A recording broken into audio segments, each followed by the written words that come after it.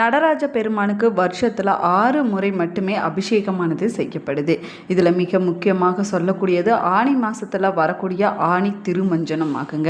மார்கழியில் நடக்கக்கூடிய ஆருத்ரா தரிசனம் தான். திருமஞ்சனம் அப்படின்னாவே மங்கள நீராட்டு இல்லைன்னா அபிஷேகம் என்று பொருளாகுமாங்க. ஏறக்குறைய 3 மணி நேரத்துக்கு மேலாக நடராஜருக்கு இந்த அபிஷேகமானது நடத்தப்படுவதால் இதை மகா அபிஷேகம் அப்படின்னு சொல்லுவாங்க. ஆனி மாதத்தில் வரக்கூடிய உத்திரம் நட்சத்திர நாளில் நடராஜருக்கு இந்த அபிஷேகமானது செய்யப்படுதுங்க. நடராஜருக்கு நடத்தக்கூடிய 6 அபிஷேகங்களில் ஆனி திருமஞ்சனம் மட்டுமே மாலை நேரத்தில் நடத்தப்படுது. மற்ற அபிஷேகங்கள் அனைத்துமே அதிகாலையில் செய்யப்படுதுங்க. அந்த வகையில் 2026ஆம் ஆண்டு ஆனி திருமஞ்சனம் எப்பொழுது வருகிறது? ஆனி திருமஞ்சனம் என்றால் என்ன? இந்த நாளில் நடராஜரை நம்ம எப்படி வழிபட வேணும் என்பதை பற்றி தான் இந்த பதிவில் நம்ம விரிவாக பார்க்க போகிறோம். வீடியோவை ஸ்கிப் பண்ணாமல் முழுசாக பாருங்கள். நம்ம சேனலை இப்போ தான் ஃபர்ஸ்ட் டைம் பார்க்குறீங்க அப்படின்னா நம்ம சேனலை சப்ஸ்கிரைப் பண்ணலன்னா சப்ஸ்கிரைப் பண்ணிக்கோங்க. கூடவே இருக்கிற பெல் பட்டனையும் ப்ரெஸ் பண்ணிக்கோங்க. உங்களுக்கு ஜோதிட ரீதியாக சந்தேகம் இருந்தாலும் சரிங்க, தனிப்படையாக ஜோதிடம் பார்க்க விரும்பினாலும் சரி, இந்த வீடியோவுக்கு கீழே டிஸ்கிரிப்ஷனில் வராகியம்மன் ஜோதிட நிலையத்தோட தொலைபேசி எண் கொடுத்துருக்குறேன். இந்த எண்ணுக்கு தொடர்பு கொண்டு பேசி பாருங்கள். உங்கள் பிரச்சனைகளுக்கு சரியான தீர்வு கிடைக்குங்க. வாங்க வீடியோக்குள்ளே போகலாம். நடராஜ பெருமானை வழிபடுவதற்கு மிக முக்கியமான நாளாக சொல்லக்கூடியது ஆனி திருமஞ்சன நாளாகும்.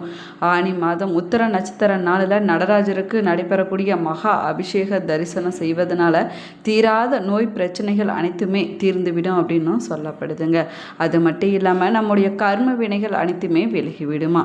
நம்முடைய மனதிற்கு அமைதியானது கிடைக்குங்க. திருமண தடைகள் அனைத்துமே விலகிவிடும்.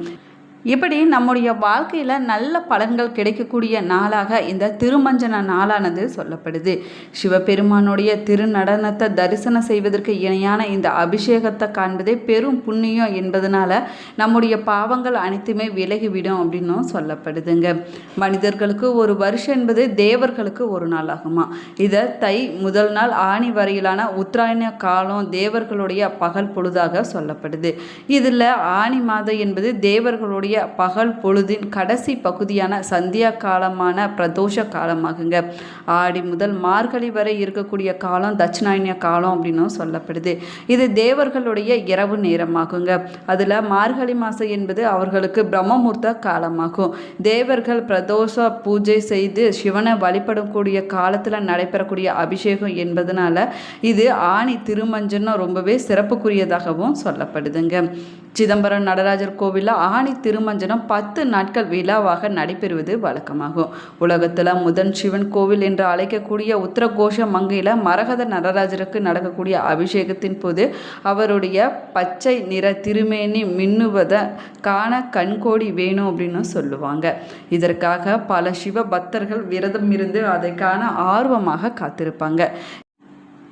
2026ஆம் ஆண்டு ஆனி திருமஞ்சனம் ஜூன் 26ஆம் தேதி வெள்ளிக்கிழமை அன்னைக்கு வர இருக்குதுங்க. நடராஜரை சுற்றி இருக்கக்கூடிய வட்ட வடிவ நெருப்பு வளையமானது இந்த அகண்ட பிரபஞ்சத்தை குறிக்குமாங்க. பறக்கக்கூடிய சடைமுடி இறைவன் எல்லையற்ற ஆற்றலோடு பேரானந்தத்தோடும் ஆடிக்கொண்டிருப்பதாக குறிக்குமா. அதே போல் சடையில் இருக்கக்கூடிய கங்கை நாணம் பேரறிவையும் பிறைச்சந்திரன் காலச்சக்கரத்தையும் குறிக்கும் அப்படின்னும் சொல்லப்படுதுங்க. நவீன இயற்பியாளர்கள் நடராஜருடைய இந்த நடனத்தை அணுக்களின் நடனத்தோடு ஒப்பிடுறாங்க. பிரான்ஸ் நாட்டில் இருக்கக்கூடிய ஒரு அறிவியல் மையத்தின் வாசலில் நடராஜருடைய சிலை இதனால தான் நிறுவப்பட்டதாகவும் சொல்லப்படுது. 64 சிவ வடிவங்களில் நடராஜருடைய வடிவமே சைவ சமயத்தின் உச்சகட்ட ஞான வடிவமாகவும் சொல்லப்படுதுங்க. ஒவ்வொரு அணுவினுடைய இயக்கமும் பிரபஞ்சத்தினுடைய உருவாக்கமும் அழிவும் அந்த நடனத்தில் அடங்கி இருக்குது என்பதை குறிப்பதாகுமாங்க. சிதம்பரம் ஸ்ரீ நடராஜர் கோவில் ஆனி திருமஞ்சன உற்சவம் கொடியேற்றத்துடன் சனிக்கிழமை அதாவது ஜூன் 13ஆம் தேதி தொடங்கியதுங்க. சிதம்பரம் ஸ்ரீ நடராஜர் கோவிலில் ஸ்ரீ சிவகாம சுந்தரி சமேத ஸ்ரீமந்த் நடராஜ மூர்த்தியினுடைய திருமஞ்சன தரிசன உற்சவமானது இன்று காலை கொடியேற்றத்துடன் தொடங்கியது.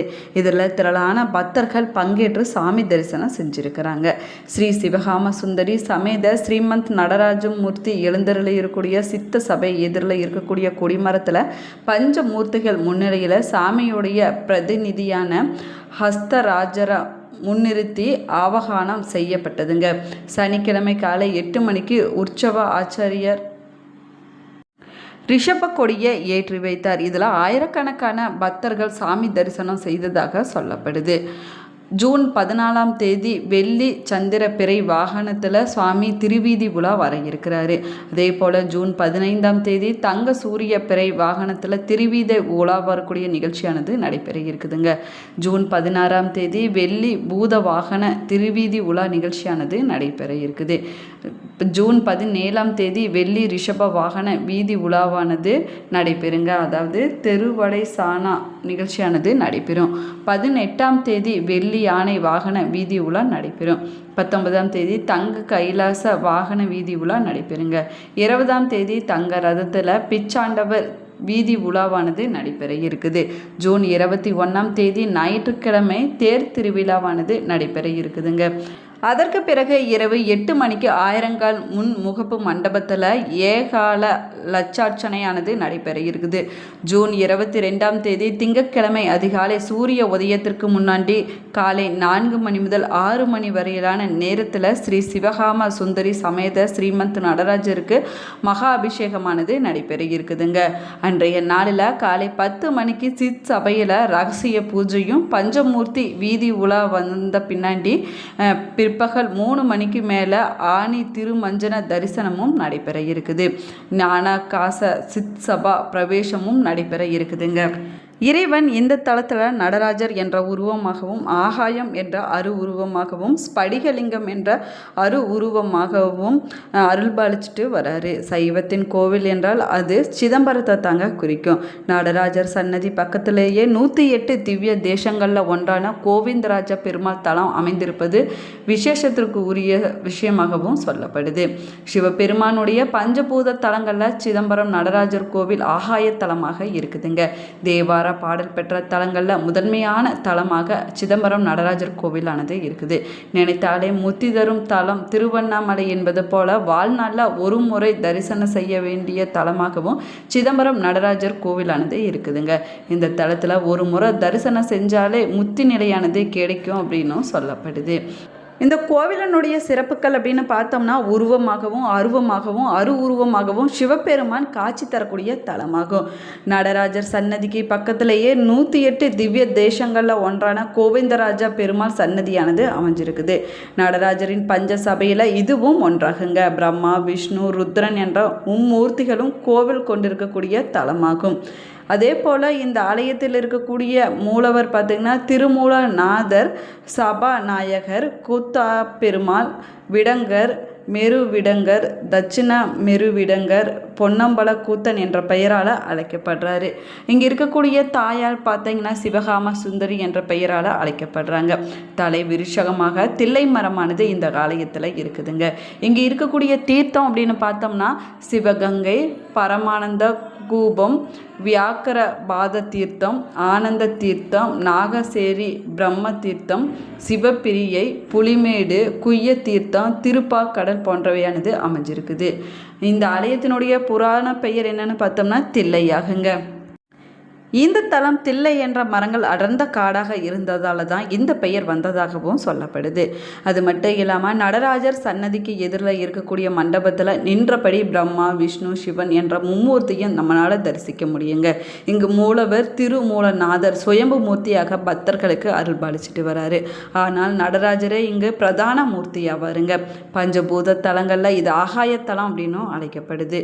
மூவர் பாடிய தேவரல் திருப்பதிகங்களை கண்டெடுத்த தலமாகுங்க இந்த தலம். சைவத்தின் கோவில் என்றால் அது சிதம்பரத்தை தாங்க குறிக்கும். சிவனின் தேவார பாடல் பெற்ற 274 சிவத்தலங்களில் இதுவும் முதல் தலமாக சொல்லப்படுது. இறைவன் இந்த தலத்தில் நடராஜர் என்ற உருவமாகவும் ஆகாயம் என்ற அருவமாகவும் ஸ்படிகலிங்கம் என்ற அருவுருவமாகவும் பக்தர்களுக்கு அருள்பாலிச்சிட்டு வராரு. 51 ஏக்கர் பரப்பில் அமைஞ்சிருக்கக்கூடிய பிரம்மாண்டமான சிவத்தலமாகுங்க. மிகச்சிறந்த கட்டடக்கலைக்கு எடுத்துக்காட்டாக அமைந்திருக்கக்கூடிய இந்த தலம் நடராஜருடைய பஞ்ச சபைகளில் சிற்றம்பலம் என்றும் அழைக்கப்படுது. மகா சாஸ்தா, ஜெகன் மோகன சாஸ்தா, பால சாஸ்தா, கிராத சாஸ்தா, தர்ம சாஸ்தா, விஷ்ணு சாஸ்தா, பிரம்ம சாஸ்தா, ருத்ர சாஸ்தா என சிதம்பரம் நடராஜர் கோவிலில் 8 திசைகளிலும் சாஸ்தாவின் 8 அவதாரங்கள் பிரதிஷ்டையானது செய்யப்பட்டிருக்குது. இந்த திருக்கோவிலில் சிற்றம்பலம், பொன்னம்பலம், பேரம்பலம், நிறுத்த சபை, ராஜசபை என்ற 5 மன்றங்களும் அமைஞ்சிருக்குதுங்க. இந்த பதிவு உங்களுக்கு பயனுள்ள தகவல்களை கொடுத்துருக்குன்னு நினைக்கிறேன். இந்த பதிவு உங்களுக்கு பிடிச்சிருந்தா லைக் பண்ணுங்கள், ஷேர் பண்ணுங்கள், கமெண்ட் பண்ணுங்கள். நம்ம சேனலை இன்னும் சப்ஸ்கிரைப் பண்ணலன்னா சப்ஸ்கிரைப் பண்ணிக்கோங்க. கூடவே இருக்கிற பெல் பட்டனையும் ப்ரெஸ் பண்ணிக்கோங்க. உங்களுக்கு சிவபெருமான் பிடிக்கும் அப்படின்னா ஓம் நமச்சிவாயா என்ற வாசகத்தை மறக்காமல் கமெண்ட் பாக்ஸில் 3 முறை பதிவிடுங்க. நீங்களும் இந்த ஆலயத்திற்கு சென்றிருந்தீங்கன்னா எத்தனை முறை போயிருந்தீங்க என்பதை மறக்காமல் கமெண்ட் பாக்ஸில் கமெண்ட் பண்ணுங்கள். Thank you friends.